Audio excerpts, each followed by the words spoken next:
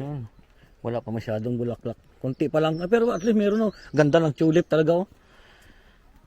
Yun, oh, puti. Dito day down. Ito. Oh.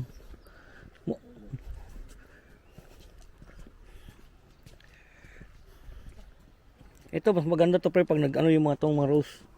Oo. Yan lang yung mga yan.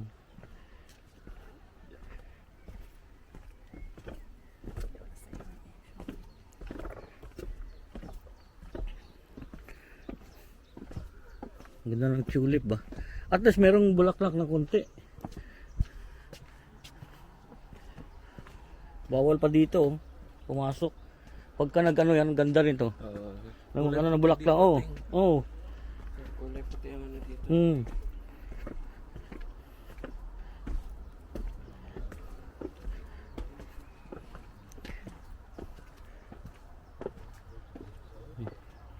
Ito, dito tayo sa tulip. Ganda.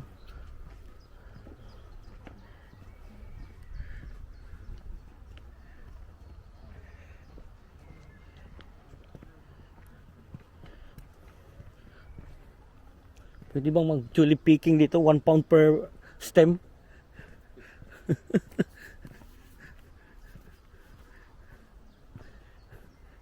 Nag-tulip sa next year ba? Mag-tulip picking tayo dun sa pinuntahan ko. At least malapit-lapit. 9 pounds per ano. Maganda doon pumunta yung araw. Kahapon ang pinaka-last day doon eh. Ganda guys, oh.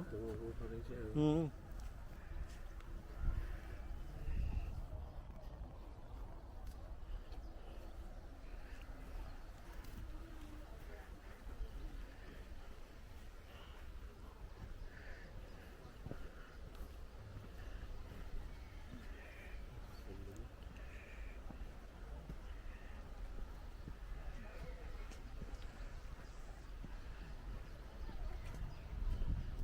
Itong mga puti talaga, tuwang-tuwa sa initan ba pre. Tayo, ayaw eh.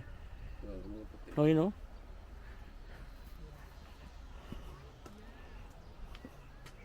Tayo nagtatago sa init ba.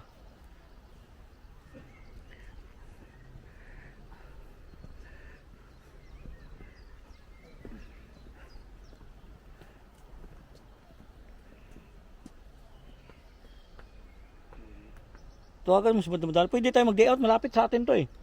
Pwede itong balikan. Mga 1 oras lang to sa atin ba? Pero dapat, mas malayo pang landod na eh, sa kabila.